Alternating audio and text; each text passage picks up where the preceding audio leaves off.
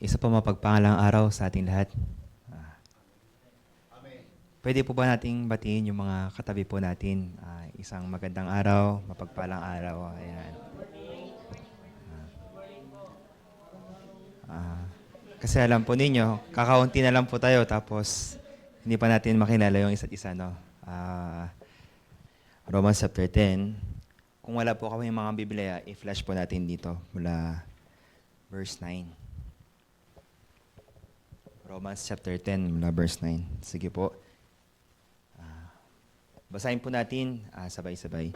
Sapagkat kung ihapapahayag mo ng inyong bibig si Jesus na Panginoon at sasampalataya ka sa iyong puso na binuhay siyang maguli ng Diyos, sa mga patay ay maliligtas. Meron pong key point na gusto ko pong sabihin. Kung ipapahayag mo sa iyong bibig, when you declare in your mouth, when you speak in your mouth, there is a power. Amen po ba? Amen. So, iba yung nasa puso lang. Iba yung nasa isip lang until that word comes out into your mouth. Amen po ba? So, if you claim, okay, for example, this morning, okay, there will be the blessing of the Lord. Okay, for this day, God will going to bless me. For this week, I would like to see how God is going to guide me. Doon sa ating bibig. Kung ipapahayag daw natin sa ating bibig at sasampalataya sa iyong puso na si Jesus ay namatay at nabuhay muli, sa mga patay ay, ano pong mangyari? Maliligtas po eh. Next verse, tingnan po natin. Sapagkat ang tao'y nananampalataya ng puso sa ikatutuwid at ginagawa sa pamamagitan ng bibig ang pagpapahayag sa ikaliligtas. Sa pamamagitan daw po ng bibig. So, yung bibig po natin, hindi po pwedeng, ang Diyos binigay po yung bibig sa atin, hindi lang sa pagkain, kundi sa pagsalita. Amen po ba? Amen. Okay. Intro pa lang yung sabi natin. Gusto ko lang pong i-welcome yung mga bago po nating kasama. Una po si Kuya... Ano pa pangalan natin? Sam. Okay. Pakilala po tayo saglit. Sige po, tawagin po natin saglit kasi bago lang po siya ngayon para po makilala po natin. Hello po, magandang tanghali po sa lahat. Ako po si Sam. Sa tingin ko ako po yung pinakabata yata dito. Mga kuya, ate, tita, maraming salamat po. Maraming pong salamat. Si Kuya Sam ay mukha lang siguro sa edad, no? Meron po tayong 17 years old. Si Kuya po ay 22 years old. Tapos sa likod, kasama po natin si Kuya Lar. Meron po siya mga kasama sa likod. Kasama po, di ba, Kuya? Apo. Sige po, pakilala po tayo, Kuya. Kahit dyan na lang po, sige po. Kahit dyan na lang po tayo pakilala. Ako si Ronald Torre. Si lagi po nagyaya sa akin. Kasama ko sa Pinas sa trabaho. Hindi ko nabaw din sa Korea tapos taga-Cavite City. Cavite.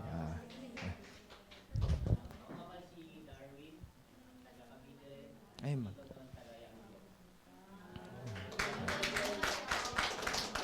marami po tayong mga Cavite. Kahapon, marami din pong Cavite. Anyway, welcome po sa lahat po ng mga taga-Cavite. Ako rin po, lumaki sa Cavite. Naik po, Naik.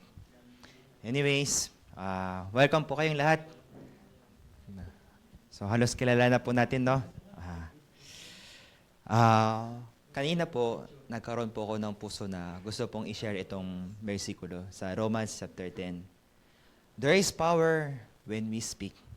So everyone, ako po pagka mag-isa, when I pray na nagsasalita ako eh. Kasi minsan pagka nananalangin tahimik po, di ba? Hindi po ako nananalangin ng tahimik. Kasi pagka nanalangin po ng tahimik, kinabukasan na magigising. Kaya kailangan merong salita eh. So, when we speak, you know, there is power when we speak. Pangalawa po ay gusto ko pong i-share sa inyo, prayer eh. Kanina po si Brother Michael, nanalangin. Sa puso ko, kasi si Kuya Michael po ay first time po niya mag-MC ngayong araw. Meron pong ganong biyaya ng Diyos sa buhay niya. Gusto rin po mag-share. Tapos bago magsimula, merong prayer. Tama po ba? You know, there is power in prayer. Sige po, basahin po natin sa Numbers chapter 4. Numbers po kasi binabasa ko recently. Basahin po natin. Numbers chapter 4, verse 7. Meron pong ganitong salita. At sa ibabaw ng Minsugi. Deuteronomy pala siya sa English, Deuteronomy. Chapter 4, verse 7. Sapagkat anong dakilang bansa nga ang may Diyos na napakalapit sa kanila, na gaya ng Panginoon nating Diyos, kailanman tayo ay tumatawag sa Kanya. In Korean version ay, 기도할 때마다. Ako po minsan pagka nagbabasa po ng Biblia, minsan Korean, minsan English, minsan Tagalog. Pero alam po niyo, Korean version ay direct translated from Hebrew. Malapit po. Ewan ko po yung mga ibang version, pero I read most of the time King James Version. 기도할 때마다 주님과 가까이 하심과 같다. 이렇게 ganito po yung nakasulat eh. Ibig sabihin, every time we pray, tayo ay napakalapit sa kanila. Ito po ang ibig sabihin. Every time we pray, sa panalangin, doon ay napakalapit daw sa Panginoon. Sino? Ang dakilang bansa. Ito po ay bansang Israel. Sa Biblia, marami pong tao or character na ipinapaliwanag every time they pray. Sa 1 Samuel din, meron pong pangalan na si Hannah and Penina. Meron po doon na si Penina ay nagkaroon ng maraming anak. Pero si Hannah po ay hindi po nagkaroon eh. Pero ang pagkapaliwanag sa kanya ng Diyos ay, siya ay babaeng nananalangin sa Diyos. You know, after 20 years, to make the long story short, after 20 years, siya po ay nagkaroon ng anak eh. Speaking of anak, isa pong member po natin, Sister Jonita, although wala po siya ngayon, kilala niyo po, di ba, yung matangkad na babae. Siya po ay nabuntis. Kasi po nung isang araw, napanood ko po yung interview kay yung Tony Talks. Ano yon? Ano po? Nanood din po ba kayo nun? Si Alex po ba yan? Yung kapatid niya pa. So, first time ko nakita itong si Pambansang Marites. Ano pong pangalan? Ha? Hindi si Alex, merong Hindi. Nakalimutan yung pangalan. Sabi niya, Sian, sabi niya, bakit daw, kasi minsan daw siya hindi niya daw maintindihan, parang nilalabas niya daw yung sama ng loob niya. Bakit daw pag kayo mga, sorry for the term, yung mga, mahihirap na tao, di ba sa Pinas, marami tayong makikita yung mga tao nasa kalsada, may mga bata, di ba? Sila, hindi man nagpapacheck up, tapos, yung pagkain nila, hindi naman yung special na pagkain, yung sa tabi-tabi lang, pero sila pa yung malusog, di ba? Tapos sino pa yung mga katulad nila, Alex, na every day, every time, di ba, nagpapa-check up, sila pa yung hindi nagkakaroon ng bata. Pero, si Sister Jodita, nung narinig ko nung isang araw, siya po ay nabuntis. Masaya po yung puso ko eh. Kasiyahan po ng isang sister natin, kasiyahan natin. Kalungkutan po na isang sister natin, kalungkutan din po natin. Si Hannah ay wala pong anak for 20 years. Pero, sabi sa Biblia ay siya ay babaeng nananalangin. Sa pamamagitan ng pananalangin ay siya ay napalapit sa Panginoon at siya ay nagkaroon ng anak. There is power in prayer. And even in the Bible, God is teaching us how to pray. Una, shinare ko po sa inyo, there is power when we speak. when we declare, when we claim, merong power yan. For example, ako po ay magiging milyonaryo. Yung salita na yun ay, hindi simpleng salita eh. Kung yung salita na yun ay galing sa Panginoon na merong pananampalataya, when I speak, when I declare, and God will let it happen na mangyari sa atin. So ngayon pa lang, kung meron po kayo mga salita na natanggap sa puso po ninyo, you speak. Amen po ba? You declare, you claim. Huwag po natin hayaan yung bibig po natin na tahimik eh. But the most important thing is God wants to use our mouth to declare the good news of the Lord. Amen po ba?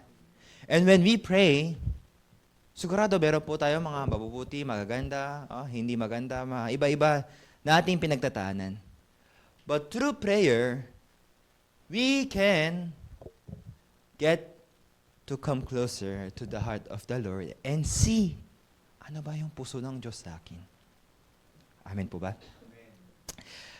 For today, I would like to share the topic of faith and repentance. Nung nakaraang araw, ipaniliwanag po natin, ano ba itong kaligtasan ng Diyos na gusto pong ipahayag sa atin. But, for today, sa pamamagitan ng pananampalataya, tayo ay nakatanggap ng kaligtasan. Pero ano ba yung sinasabi ng Biblia sa pagsisisi? Basahin ko po muna, Acts chapter 2, verse 38.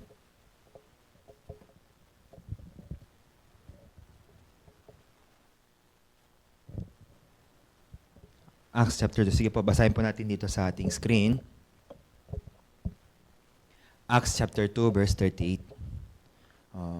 Time to time, maganda po na binubuksan po natin yung Biblia po natin. We read the scripture. Acts chapter 2, verse 38.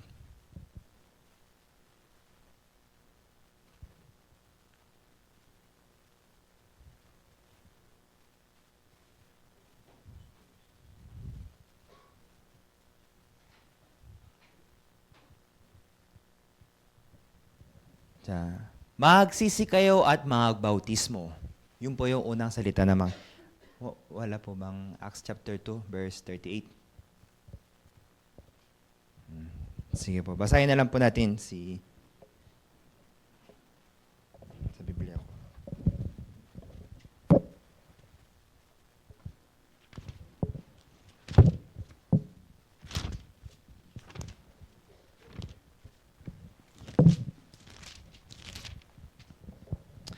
Ang sabi po dito ay, at sinabi sa kanya, magsisi kayo at magbautismo, ang bawat isa sa inyo sa pangalan ni Jesucristo sa ikapapatawad ng inyong mga kasalanan, at tanggapin ninyo ang kaloob ng Espiritu Santo. Ano po ang sabi? Una, magsisi kayo. The very first step God is telling us, magsisi kayo. Paano ba ako magsisisi? Lord, patawarin niyo po ako sa mga kasalanan na aking nagawa. Ganito po ba? Dati po kasi mahilig po ako manood ng mga, mga flip top. Alam niyo po ba yung flip top? Hindi ko pa alam kung ano ba yung kinalakihan ko sa Pilipinas, pero meron po doon isang rapper, ang pangalan niya po ay si Basilio. Tapos meron po siyang isang kanta. Lord, patawan. Kasi tao lang, sabi niya. Meron pong ganong kanta. Anyways, paano ba ako pwede magsisi sa Panginoon? Yung literal na translation na alam po natin, pagka ako ay nagkamali, ay pasensya na po Hindi na po mauulit. Tama po ba?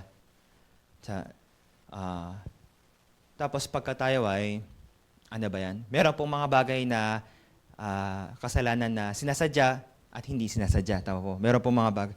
Kaya every time na merong ganong pangyari, nagsisisi tayo bakit ko ginawa yun? Sabi ko na nga na hindi ko na gagawin yun Sabi ko na nga na hindi ako makikipag-away. Sabi ko na nga na gagawin ko na mabuti. Pero bakit kaya ganon? Meron po bang ganon sa inyo na nagkakaroon po kayo ng ganong oras?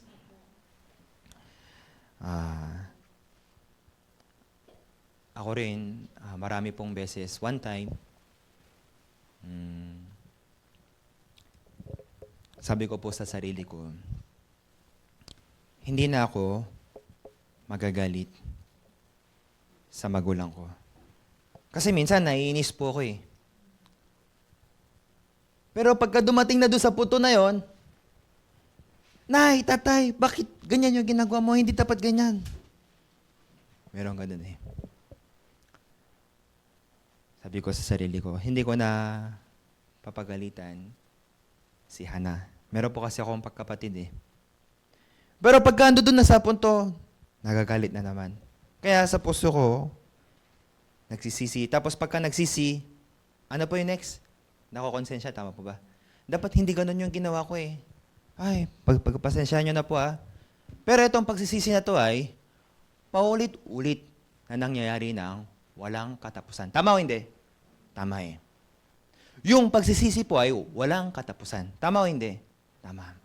Pero alam po ninyo, sa oras po na ito, kung papakinggan nyo po na mabuti, meron pong pagsisisi na sinasabi ang Panginoon. Sige po, bago ko po simulan, basahin po natin sa isang bersikulo. Basahin po natin sa Genesis chapter 2, mula verse 7.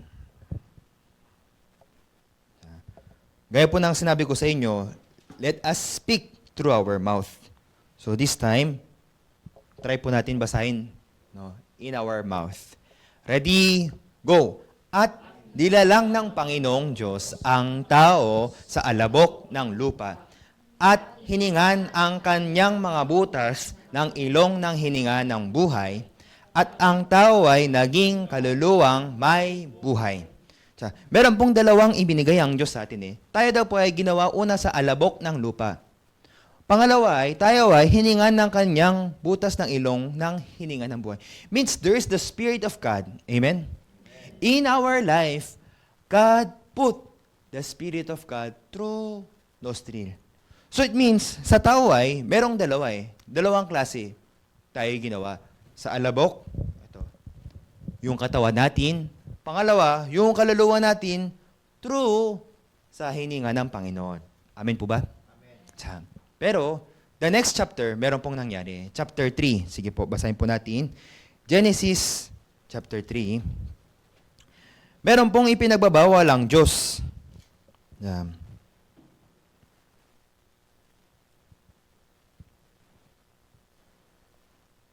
Unahin mo natin sa chapter 2 muna.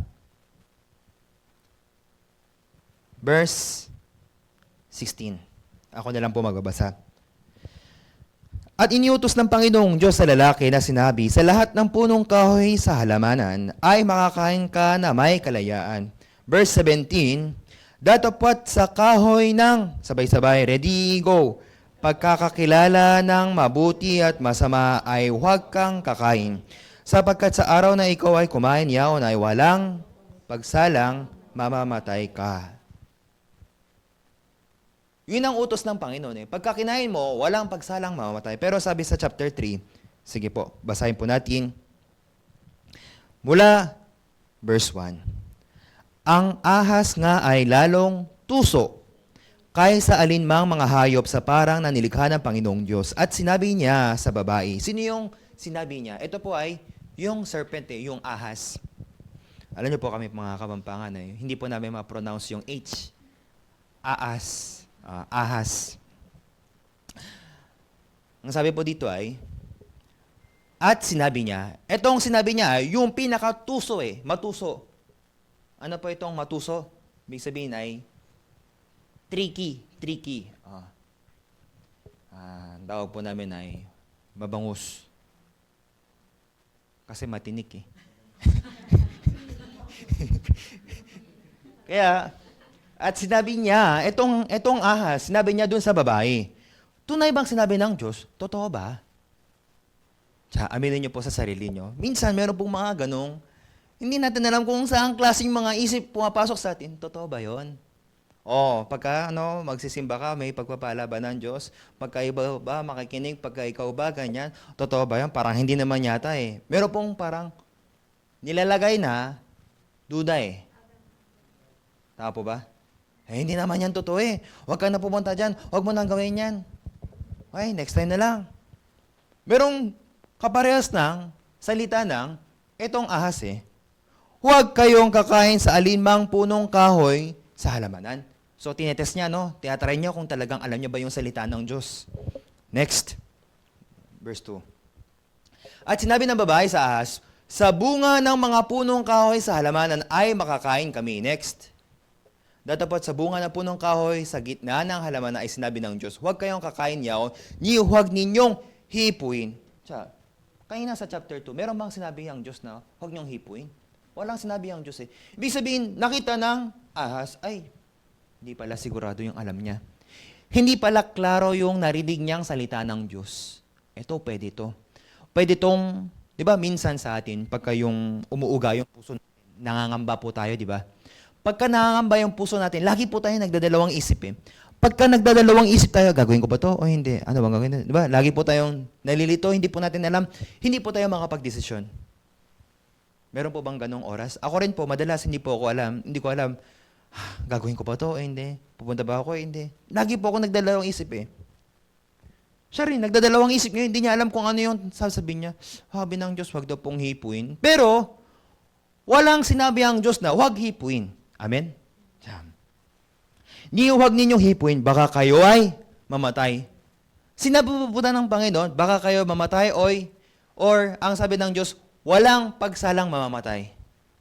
Sabi ng Panginoon ay, walang pagsalang mamamatay. Kung ganun, mamamatay pala, 100%, 200% mamamatay pala. Pero ang sagot ni Eva ay, baka siguro. Baka makapunta po kami. Baka siguro pwede po yun. Baka dito po yun. Yung mga tao pagka tinanong, saan po yung papuntang ay baka dito po yun. Anong oras po yung baka mga 2:00. Nasaan ka na? Anong oras ka makarating? Baka mamaya makarating na kami dyan. Yung baka ay, sigurado hindi. Hindi, siya ay, baka kayo ay mamatay. Baka kami mamatay pagka kinain namin. Nalaman ng dyablo, hindi pala siya sigurado. Nalaman ng dyablo, yung salita ng Diyos sa puso niya ay hindi maliwanag eh. Sa oras na sa puso natin na hindi maliwanag ang salita ng Diyos ay, doon tayo ay tinutukso. Amin po ba? Alam po ninyo, ang simula po ng failure sa buhay natin ay pagka hindi sigurado ang simula. Ito po, proven and tested. Tingnan po ninyo ha. Kasama ko po dito si Sister Nikki. Pasensya na siya yung nakita ko dito eh. Sabi niya po sa akin, nung last year, Pastor, mula po next year, magsisimula na po ako mag-diet. Next year. Kaya pagka meron kami, kasi minsan nagme-merienda po kami sa midnight. So, kumakain kami ng, alam niyo po ba yung paborito niya? Jokpal, ayun. Kaya pagka may joke pala, hindi niya talagang maiwasan na pagka natikman niyo po yun talagang napakasarap. Pero nung mga nakaraang linggo, nakikita ko, kumakain po siya eh. Sabi ko, akala ko ba magda-diet ka? Ano pa, Pastor? Sa Chinese New Year pa naman eh. Dalawa yung New Year. Tapos nung kahapon, nakita ko naka-ice cream. Ano na yun eh, 9 or 10 na yun eh, nag-ice cream. Maganda po ba yung ice cream sa gabi o hindi? Hindi. Tama po ba? Nikya! Bakit ka kumain ng ice cream? Ay, nakalimutan kong tapon yung basura. Nahuli tayo ni Pastor ah. Alam po ninyo, ang failure ng diet ay hindi sigurado ang simula eh. Yung pag-aaral po ng Korean, ako po nagtuturo po ako ng Korean, mula sa 40,000 student, pagka nagsimula na kami, mga after 1 month, 2 months, alam nyo, yung 40,000 na yun ay nagiging 1,000 na lang. Ang laki ng bawas, di ba? Bakit? Kasi yung umpisa nila ay hindi sigurado eh. Sige, try po natin yan. Baka may matutunan ako dyan. Pero yung talagang tao na porsigido at sigurado, desidido sila na mag-aral, mula umpisa hanggang sa katapusan ay, tatapusin nila yan. Ano man yung mangyari, basta itong Korean class every Saturday, 7 p.m., ano man yung mangyari, gagawin ko ito. Naintindihan po ninyo? Yung tao na merong sigurado, sige, gagawin ko to. Alam niyo, di ba kami, mag-asawa po kami. Meron akong isang pangako sa asawa ko eh. Kasi ngayon, di ba, may bata na. Sige, kailangan naming hatiin yung task. Ikaw ay sa pang umaga, ako ay sa pang gabi, may hatiin namin, di ba? Pero dahil ako ay, may ibang mga kailangan pang gawin, medyo hindi ko mahati ng 50-50. So, mga 80-20, ganun kami. Pero, dahil ikaw ay good mommy ka, bibigyan kitang reward. Pagka sa gabi, imamassage kita. Kasi masakit daw yung katawan niya pagka sumasakit yung likod, sumasakit yung... Kaya ano man yung mangyari, kahit na pagod, kahit na masakit yung katawan, kailangan i-massage o hindi? Kailangan eh. Alam niyo dati, pagka gumigising po ko ng umaga, kahit na, malakas yung alarm, hindi pa rin po ako nagigising eh. Pero alam niyo ngayon ay, tititing, tititing, ganito yung alam namin, tititing, tititing, tititing, wala pang simula, papatayin ko kagad. Alam niyo bakit? Magigising yung bata eh. Tama po? Sigurado yung simula eh. Naintindihan niyo po ba? Ang gusto ko pong sabihin ay, hindi lang po sa spiritual na buhay natin. Ano mang bagay, business man yan, trabaho man yan, o ano man yan, ay, kung ako hindi papasok ng alas 8, ay mapapagalitan ako kay Sadyang. Kung ako hindi ko gagawin ito, sigurado yung simula eh. Amin po ba? Sigurado yung bagay na ginagawa eh. Ano ba yung purpose na kung bakit ako nasa Korea? Para sa pamilya ko. Tama po? Sigurado, pare-pares po tayo ng mga naintindihan, yung mga APS po natin. Kahit na pagod minsan yung katawan, di ba? Minsan parang magkakatrangkaso na kinabukasan, kailangan pumasok ko hindi? Sigurado yung simula eh. Amin po ba? Marami pa akong kailangan ipunin, Pastor. Kailangan ko pa rin. Tingnan niyo po, gaya po ng testimony kanina, Sister Easton, kung ano yung visa niya, yun din yung visa ng asawa niya. Siya, pwede pa rin magtrabaho, actually. Pero, dahil alam niya sa sarili niya na ayaw kong maka-istorbo sa asawa ko. Kasi, kung hindi mahuli, okay lang naman. Pero kung mahuli, problema o hindi? Problema eh.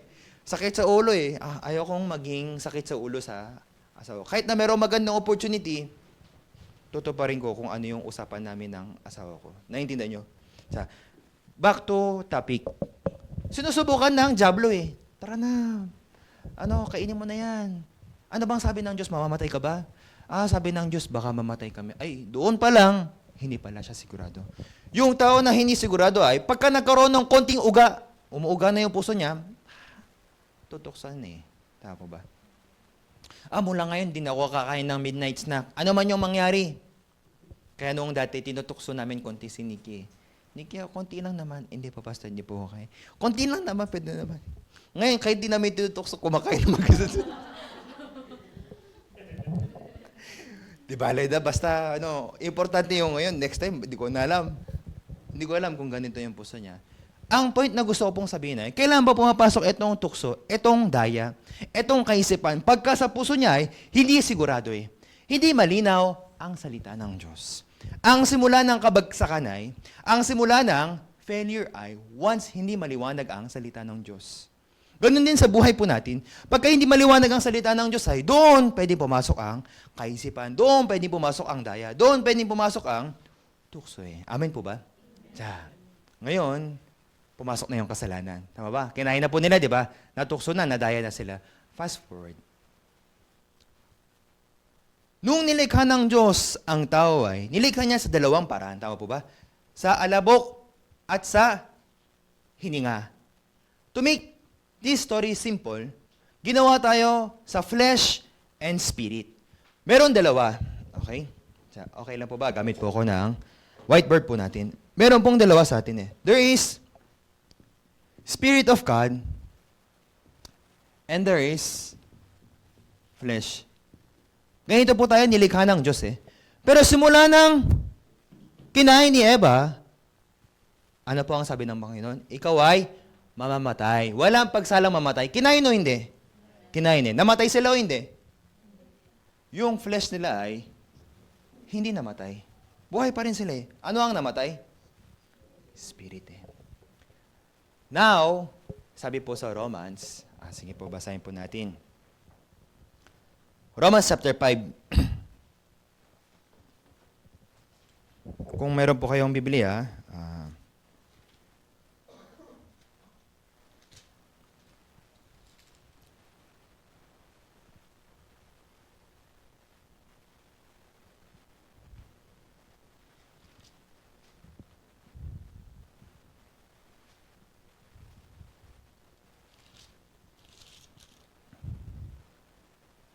verse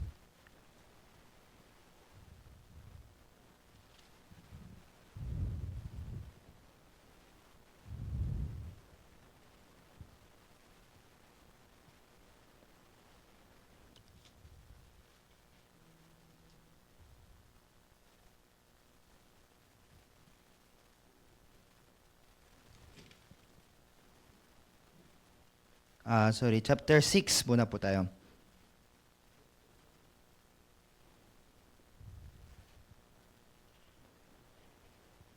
Verse 8. 6 verse 8. Datapot kung tayo ay nagamatay, nakalakip ni Kristo, ay naniniwala tayo na nangabubuhay naman tayo, nakalakip niya. Next. Nalalaman natin si Kristo ay nangabuhay na maguli sa mga kamatay, ay hindi na namatay, ang kamatay hindi nagahari sa Kanya. Next. Sapagkat ang kamatayan na ikinamatay niya ay kanyang ikinamatay na minsan sa kasalanan. Datapwat ang buhay ng kanyang ikinabubuhay ay ang kanyang ikinabubuhay sa Diyos. Next. Gayon din naman kayo. Ibinilang ninyo kayong tunay sa mga patay na sa kasalanan, ngunit mga buhay sa Diyos kay Kristo. Now we are in Christ. Those who are in Christ, they walk in spirit, not in flesh. Pero kung tayo ay nasa flesh, we walk according to our flesh. Pero ngayon, namatay po ang spirit, tama po ba? Therefore, we walk according to flesh. Kaya tayo ay naging makasalanan, tama po ba? Sa verse 12.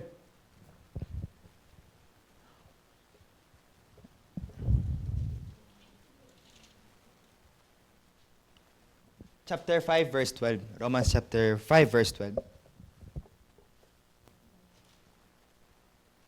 Kaya kung paano sa pamamagitan ng isang tao ay pumasok ang kasalanan, sa pamamagitan daw ng isang tao, pumasok ang? Ano po pumasok? Kasalanan eh. Ibig sabihin, sino yung isang tao na yun? Si Adam and Eva, di ba? Simula nang sa kanila ay pagsuway, namatay ang spirit, pumasok ang kasalanan, sinumpa ng Diyos ang lupa. Tama po ba? Kaya,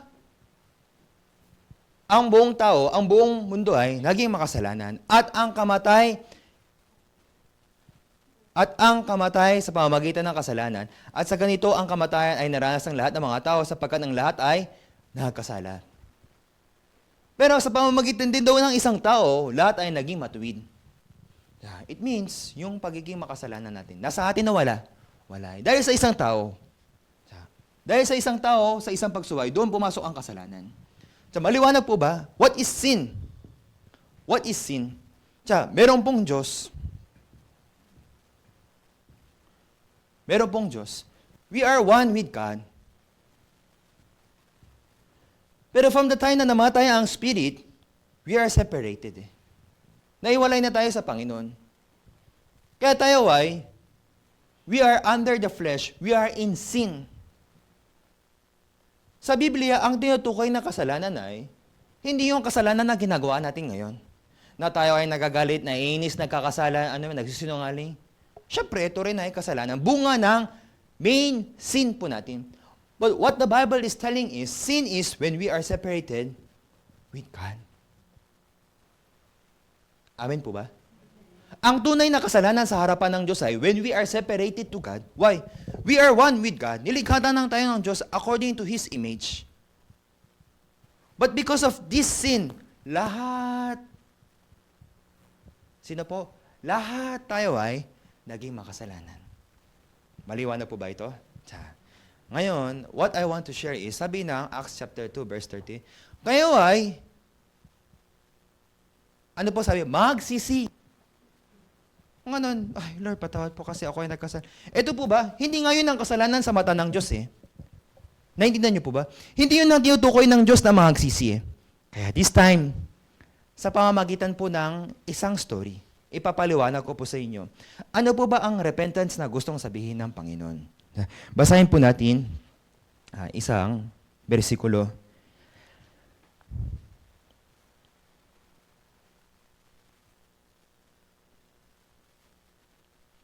Mateo chapter 13.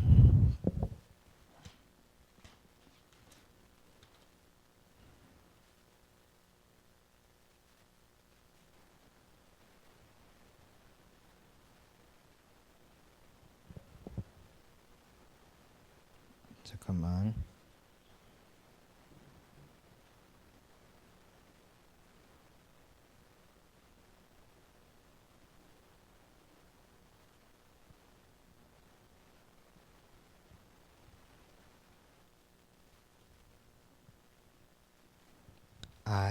Pasensya na po. John chapter 13 po. John chapter 13, verse 2. At habang humahapon, nang mailagay na ng diablo sa puso ni Judas Iscariot, na anak ni Simon, ang pagkakanulo sa kanya. Isa pa, sabay-sabay po natin basahin. Siya.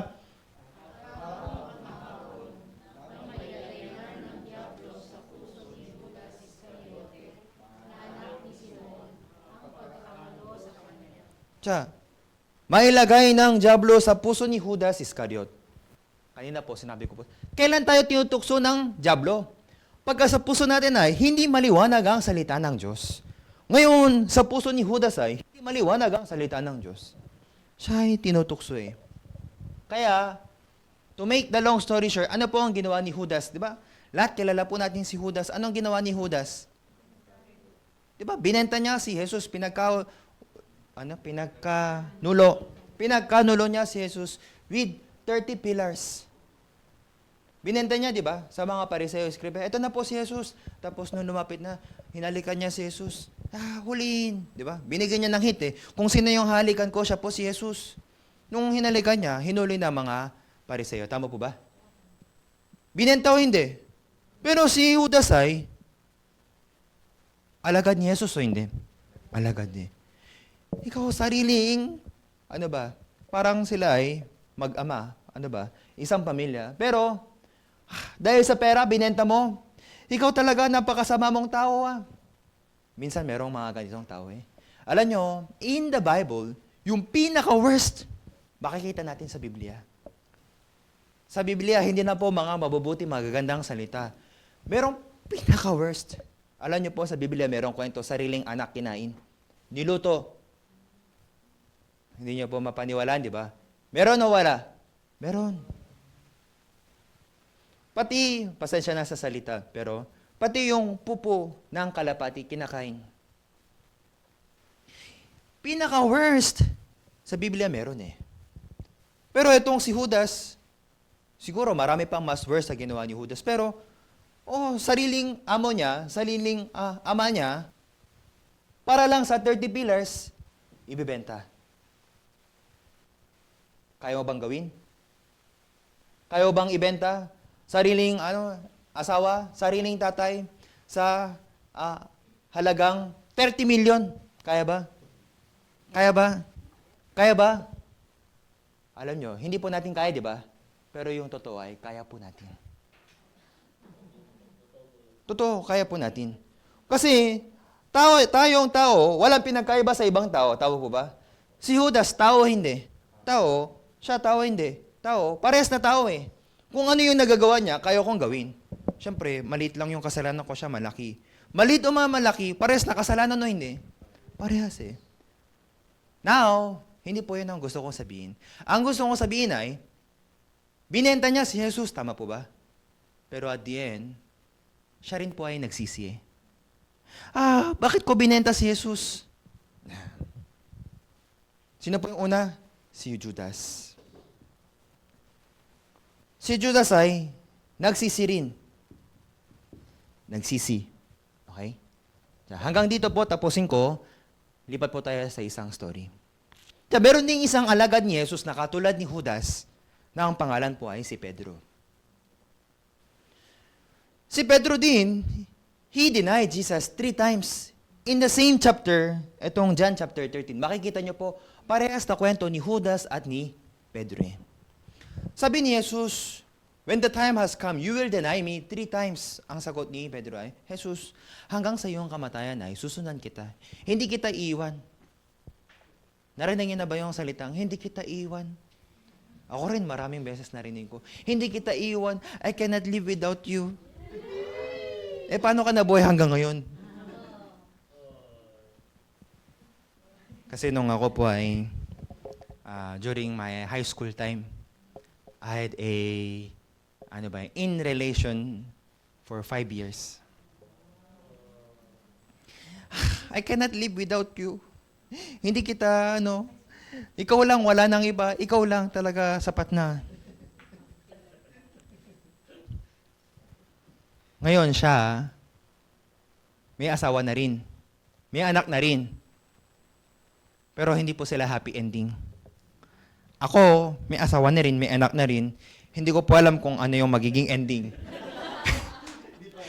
But I declare it is a happy ending. Amen?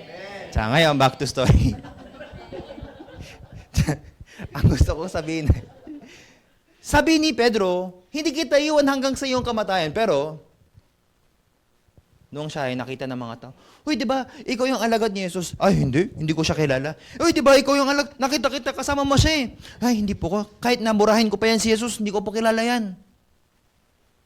Titilao ng 3 beses. Ay, he also realized, binenta ko rin si Jesus. Si Pedro rin po ay, ano po nangyari? Pedro, nagsisi. Pero ang ending po niya ay hindi happy ending. Ang ending po ni Judas ay nagpakamatay. Nagpakabitay po siya eh. Sa bitay. Pero si Pedro po ay he became a power preacher. Siya po ay ipinagpatuloy niya ang pangangaral ng pangalan ni Jesus. Sa akin ay walang pilak at ginto. But in the name of Jesus of Nazareth, tumayo ka. Maraming kilos ng Diyos sa buhay na nangyari kay Peter. Siya ay turn back. Ginawan ko po ng ganitong konting senaryo para po maintindihan po natin yung main topic na gusto ko pong sabihin. Si Judas nagsisi, si Pedro nagsisi. Pero bakit yung isa ay nagpakabitay, yung isa ay bumalik kay Jesus? Ibig sabihin ba si Judas hindi naging sincere yung pagsisisi niya? Hindi ba siya nag-prayer ng mga 2 hours, 3 hours? Hindi ba baging tunay? No, pare silang nagsisi. Ako talaga. Pero ano bang pinagkaiba ng kanilang pagsisisi? Kung malaman nyo po ito ng maliwanag, you can know the true repentance. When Judas, siya ay nag-repent. Ang repentance niya ay dalawa eh.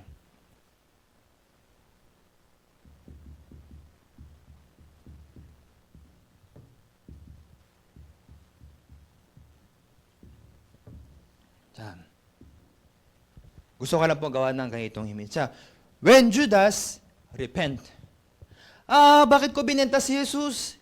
Hindi ba ako isang alagad ng Diyos? Hindi ba ako alagad ni Jesus? How come I can deny Jesus? Hindi ko mapaniwalaan. Ang sabi ni Jesus ay, you will deny me. Sabi ni Jesus kay Judas, kung tinanggap ni Judas ang salita ni Jesus, I will deny Jesus pala. Kahit na alam ko sa sarili ko na hindi ko ibebenta si Jesus.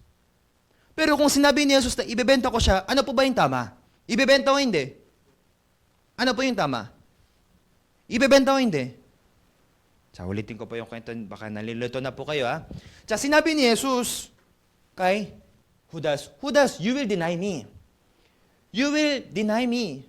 Sabi ni Judas, Jesus, hindi ko pa kayo i-deny hanggang sa iyong kamatayan, susundan ko pa kayo. Ako, isa po akong alagad po ninyo, sincere po ako eh. Hindi ko po kayo iwan. Hindi, iwan mo ako, i-deny mo ako. Ano yung totoo? I-deny o hindi? I will tell you the truth. Ang totoo ay, mahal ni Judas si Jesus. Ang totoo ay, susundan niya hanggang sa kamatayan si Jesus. Yun ang totoo. Pero sinabi ni Jesus, you will deny me. Yun deny, totoo. Dalawa yung klaseng katotohanan. Tama po? Yung sinabi ni Judas, totoo din. Yung sinabi ni Jesus, totoo din. Pero sa dalawang ito, ano yung mas totoo? Yung sinabi ni Jesus o yung sinabi ni Judas? Okay. Nagkakaintindihan na po tayo. It means, kahit sa tingin ko, na maganda yung ginagawa ko, mabuti yung ginagawa ko, tama yung ginagawa ko. I know to myself, I'm not going to deny Jesus. But if Jesus says, kung ganun, i-deny ko pala. Kahit na alam ko na totoo yung puso ko. Etong totoong puso din sa harapan ng Diyos, hindi totoo. Naintindihan po nyo? Pero si Judas he continued to follow himself. Amen? Kaya nung siya ay nagsisi sa kanyang sarili. Ikaw, Judas, ang sama mo talaga. Di ba dapat hindi mo ibebenta si Jesus? Anong ginawa mo? When he repent through himself. Amen? What about Peter? When he denied Jesus, tumilawak yung manok 3 beses. Tatalong! Ay, tama pala yung sinabi ni Jesus. Ibebenta ko pala si Jesus. Nung si Pedro ay nagsisi, hindi siya nagsisi dahil sa binenta niya si Jesus. Amin po ba? Hindi siya nagsisi sa kanyang ginawa. Hindi siya nagsisi dahil sa siya ay binenta niya si Jesus. Siya ay nagsisi, nalaman niya, si Jesus pala ang tama. Tama pala yung sinabi ni Jesus. Ibebenta ko pala siya. Ako pala ay mali. He repent through Jesus. Amen? So, anong kinalaman ng kwento na ito at saka sa kwento na sinabi ko sa Genesis chapter 2? So, ano yung kasalanan? Separated to God. Amen? Ngayon, kung tayo ay nahiwalay sa Panginoon, ano ba yung tunay na pagsisisi? Tunay na pagsisisi na katulad na ginawa ni Judas na, Lord, nagkasala po ako, nagkamali po ako. Bakit ako binenta ko si Jesus? No. Turning back to Jesus. Repentance is turning back to Jesus. Repentance is knowing that ako ay mali, si Jesus ay tama. Yun po yung tunay na repentance. I cannot believe myself now, kahit na mayroong kabutihan sa akin, yung kabutihan din na yun ay sa harapan ng Diyos, mali. Si Judas, mabuti talaga siya eh. Yung totoong image po ni Judas ay, hindi pa masamang tao. Ngayon, sobrang sama sa Pilipinas yata eh, pagka nagkamali ka na, ikaw talaga Judas ka. Di ba? Parang di ba? Ang ganda ng pangalan ni Judas pero parang naging masamang Kapag binebenta kayo, di ba? Ikaw talaga Judas ka. Pero alam po ninyo, ano po ba ang tunay na repentance? Hindi yung pagsisisi sa harapan ng Diyos na ako ay nagkasala, nagkamali. Hindi yun ang tinuturo ng Diyos. Bakit? Hindi ngayon ang kasalanan eh. Ang kasalanan ay naputol sa Panginoon, naiwalay sa Panginoon. Kung ganon, ano yung tunay na repentance? Pagbabalik sa Panginoon. Amen po ba? God wants to unite our relationship with God because it was separated eh. Nahiwalay tayo sa Panginoon. So it means, from the time na tayo ay mahiwalay sa Panginoon, ano man ang gawin ko, lahat ng ginagawa ko sa mata ng Diyos ay masama o hindi? Masama. But from the time I'm inside of Jesus, ano man gawin ko sa loob ni Jesus, mabuti man o hindi, sa loob ni Jesus, lahat ay mabuti. Amen? Ngayon, ang gusto ng Diyos ay, balik ka sa akin. Huwag ka magtiwala sa sarili mo. Do not follow your own tone. Amen? I'm going to conclude our story with I'm going to conclude our message with one story. Basahin po natin Lucas chapter 15.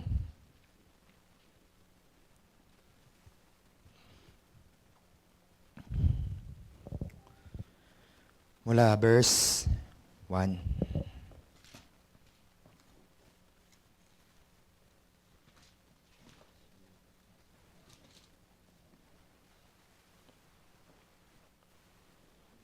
Verse 11.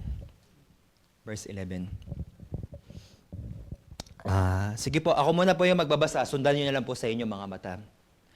At sinabi niya, may isang lalaki na may 2 anak na lalaki. At sinabi sa kanya, ama ng bunso, Ama, ibigay mo sa akin ang bahagi ng inyong kayamanang naukol sa akin. At ibinigay niya sa kanila ang kanyang pagkabuhay. Dati po, meron po silang culture na ipapamana yung kayamanan ng ama. Kailan? Pagka mamamatay na, ihati-hati. Hanggang ngayon, sa Korea po, meron kaming ganong kultura. Sa Pilipinas din po ba? Di ba? Pagka, kunyari, may asset yung mga, may lupa, may ihati-hati. Kanino yung pinakamalaki? Panganay, tama po ba? Itong pangalawa, sabi ng bunso, bigay mo sa akin yung kayamanan ko, hindi pa patay yung tatay eh. Hinihingi niya. Next. At hindi nakaraan ang maraming araw, ay tinipong lahat ng anak na bunso. Hanggang ang kanya at naglagbay sa isang malayong lupain sa Pilipinas, walang Pilipinas dyan, at doon ay inaksaya ang kanyang kabuhayan sa paluging pamumuhay. Naging successful o hindi? Hindi. Nag-aksaya daw ng pera eh. Kung ano, itong anak, bago umalis sa bahay ng tatay, sige, alis ako sa bahay ng tatay ko para masira yung buhay ko. Ganito po ba? No. Alis ako sa bahay ng tatay ko para ako din maging successful. Ipapakita ko sa tatay ko, kaya ko din. I can do better. I can be successful. Alis ako sa tatay ng bahay ko. Ganitong puso. Ano po ba ang klaseng puso? Ganun eh. Meron siyang assurance. Meron siyang, ano ba yun? Eagerness in his heart. I can do this. Pero ano nangyari? Naging mabuti o hindi? Hindi eh. Next. At nang magugol na niyang lahat, maubos na niya lahat, no? Ay nagkaroon ng isang malaking kagutom sa luping yaon at siya'y nagpasimulang mangailangan. Naubos na lahat. Ako po, wala na akong pera. Brad, baka may ano ka ba dyan? Kahit ano lang, 8 nun. Ewan ko kung merong ganito nung panahon na yon. Siya, nangailangan na siya. Pahingi. Next. At pamuruan siya at nakisama sa isa sa mga namatayan. Mga mamayan sa lupaing yaon at sinugo siya sa kanya mga parang upang magpakain ng baboy. Humingi siya ng humingi sa mga kaibigan niya. Meron nagbigay o wala? Wala. Kung may nagbigay, hindi na siya papunta sa babuyan. Tama po ba? Nung siya ay maraming pera pa, dami niya mga kaibigan, oy mga chinggo, ngayon siya ay naubusan na at nangangailangan na. Hindi lang pera yung naubos, pati yung mga kaibigan naubos. Wala na siyang pera, wala na siyang kahit ano eh. Kung meron siyang kaibigan, siguro hindi na siya pupunta sa babuyan. Tama po ba o hindi? Tama. Pero sila ay pumunta sa babuyan. Next. At ibig sana niya mabusog ang kanyang tiyan ng mga ipa na kinakain ng mga baboy. Ibig sabihin, pagkain ng mga baboy, gusto niya nang kainin pati yung pagkain ng baboy. Wala nang bibigay sa kanya ng pagkain. At wala. Next. Dadaban ng mga prinsip ay sinabi niya, ilan sa ating mga alilang upahan ng aking ama ang may sapat na lumalabis na pagkain. At ako ay namamatay ng gutom. Bakit ako namamatay dito? Ang dami-dami pagkain doon sa bahay ng tatay ko. Nakapag-isip siya eh. Next. Magtindig ako at paparoon sa aking ama. At aking sasabihin sa kanya, Ama, nagkasala ako laban sa langit at sa inyong paningin. Next. Hindi na ako karapat-dapat na tawaging anak mo, gawin mo akong katulad sa iyong mga alilang upahan. Next. At siya'y nagtindig at pumaroon sa kanyang ama. Dadapat samantalang nasa malayo pa siya at tanawan na siya ng kanyang ama ay nagdalang habag at tumakbo at niyakap siya sa leeg at hinagkan. Nung siya ay pumunta sa kanyang tatay, siya ay tinanggap eh. Alam po ninyo, ang repentance na tinuturo dito ay turning back to his father's house. Next. At sinabi ng anak sa kanya, Ama, nagkasala ko laban sa langit at sa inyong paningin. Hindi na ako karapat dapat na tawaging anak mo. Masamang tao ako. Huwag mo na akong tawaging iyong tatay, ay iyong anak. Next. Dapat sinabi ng ama sa kanya, mga alipin, dalhin ninyo rito, madali ang pinakamabuting balabal at isusot nyo sa kanya at lagyan niyo ng singsing ang kanyang kamay at panyayak ang kanyang mga paa. Next. At kunin ninyo ang pinakamatabang guya at inyong patayin at tayo ay magsikain at matuwa. Next. Sapagkat patay na ang anak kong ito at muling nabuhay, siya'y nawala at nasumpungan at siya'y nagpasimulang makatuwa. Sa ibig sabihin ng ang anak ko na ito ay namatay, ibig sabihin, tayo po ay buhay noong pasimula.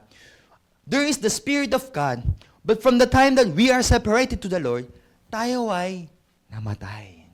Amen po ba? But when Jesus came to this earth, He saved us and gave us eternal life. At tayo ay nangagbuhay muli. Tayo ay nawala. Dati tayo ay kasama ng Panginoon sa kaharian ng Diyos. But because of this sin, we are separated to God. Pero tayo ay nasumpukan muli. Ibig sabihin na bumalik doon sa bahay ng tatay ay bumalik muli. Nasumpukan muli. At nahagtuan. Amen. Ano po ba ang repentance na sinasabi? Nung siya ay pumunta sa kanyang tatay, Tay, pasensya na po kayo dahil umalis po ako sa bahay. Tay, dahil ako po ay ganito yung ginawa ko, nagkasala po ako. Tay, pasensya na po, hindi ko na po ulitin. No. He repented that he was, umalis sa bahay ng tatay. Siya ay nahiwalay sa tatay. Yung sariling daan ko pala ay babuyan lang. Ang daan ko pala ay kabagsakan lang. Ang buhay na mapagpalang buhay, ang buhay na eternal life, the life that there is overflowing blessing of the Lord is in the house of the Father. Amen? Simula na bumalik ang anak sa bahay ng tatay. Doon, tinanggap ng Diyos. Yun ang tunay na repentance. Repentance is, pumaroon sa bahay ng tatay, bumalik sa Panginoon, kasi ako'y nahiwalay sa Panginoon eh. Gusto ng Diyos tayo ay bumalik sa Panginoon. Amen po ba? Balik po tayo sa verse 20 kanina. At siya'y nagtindig at pumaroon sa kanyang ama. Everyone, this is our main topic for today. Basahin po natin sabay-sabay. Ready? Go!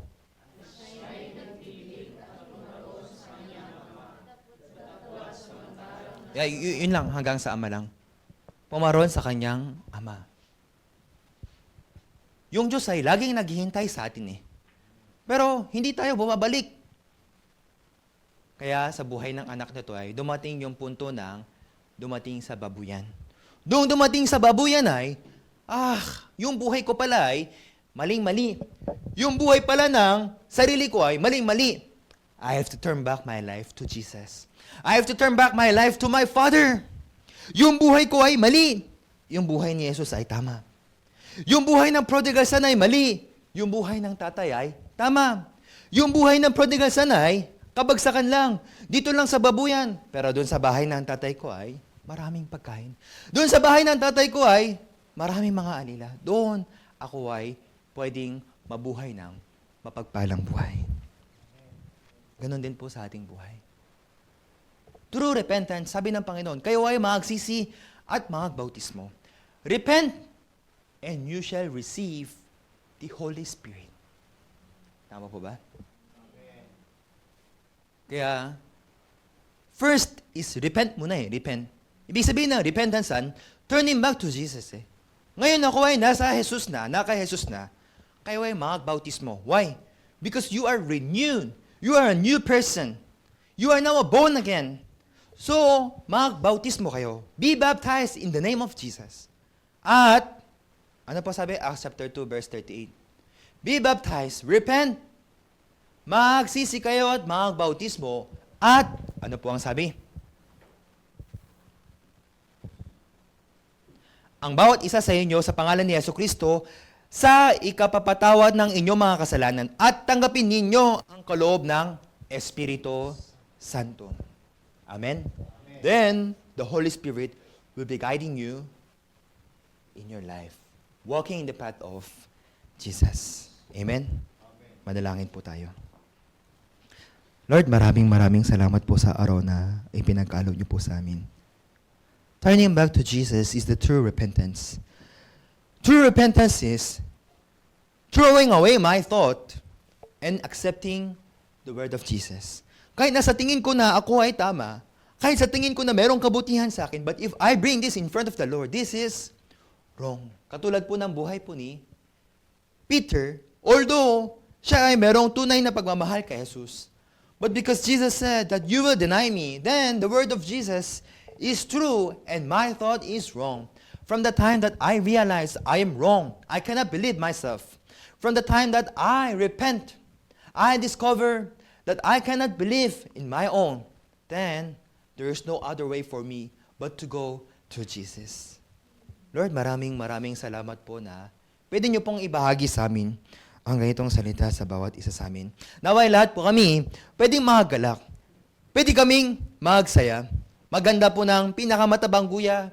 Maglagay po ng singsing, damitan ng pinakamagandang damit. Dahil kami po ay pumaroon kay Jesus. Because we turn back to Jesus. Lord, maraming salamat po.